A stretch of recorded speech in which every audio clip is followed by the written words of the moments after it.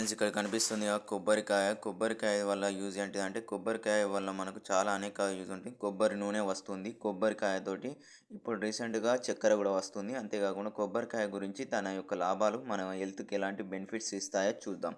కొబ్బరికాయ ఎప్పుడైనా మనం తింటే దానివల్ల మనలో ఉన్నటి నంజు కానీ నాసి కానీ బాడీలో ఉన్నటి రుగ్మతులు కానీ యూరిన్ సాఫ్ కానీ డైజెస్ట్ సిస్టానికి చాలా హెల్ప్ఫుల్ అవుతుంది. ఇది చూడడానికి పీచు పదార్థం ఉండడం వల్ల దీనిలో ఉన్నటి కొన్ని పదార్థాలతో మనకు రోగాలు తగ్గుతాయి. అయితే హెవీగా తింటే సర్ది దగ్గు జ్వరం లాంటివి ఏర్పడతాయి.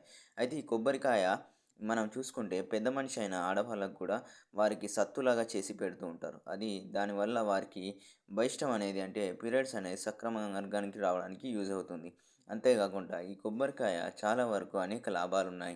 ఇది పచ్చడి చేసుకొని తినడం వల్ల ఒంటికి వెన్నుపూసకు ఇంకా మనిషి యొక్క బాడీ యొక్క స్ట్రెంగ్త్ని డెవలప్ చేయడానికి అలసటను దూరం చేయడానికి ఈ కొబ్బరికాయ ఎంతో యూజ్ అవుతుంది. సో కొబ్బరి చెట్టు దైవికంగా కొబ్బరికాయ దేవుని టెంపుల్లో కొడుతుంటారు. కొబ్బరికాయతోటి బిజినెస్లు చేసేవారు కూడా ఉంటారు. ఇది ఫ్రెండ్స్ కొబ్బరికాయ గుణాలు, దాని అవశేషాలు, దాని లాభాలు. మగవారికి యూజ్ అవుతుంది, ఆడవారికి యూజ్ అవుతుంది, ఇంకా అటు ఇటుగా అన్న వాళ్ళకు కూడా యూజ్ అవుతుంది. ఇది దీని యొక్క లక్షణాలు. కొబ్బరికాయను అందుకే మనం పూజకు వాడుతూ ఉంటాం, టెంకాయగా వాడుతుంటాం. కొబ్బరి నీళ్ళు తాగడం వల్ల డిహైడ్రేషన్ ప్రాబ్లం అంటే అలసట నుంచి నిగ్రహించే శక్తిని కొబ్బరి బోండాల ద్వారా మనకు లాభం కలుగుతుంది. ఇది ఫ్రెండ్స్ బాయ్.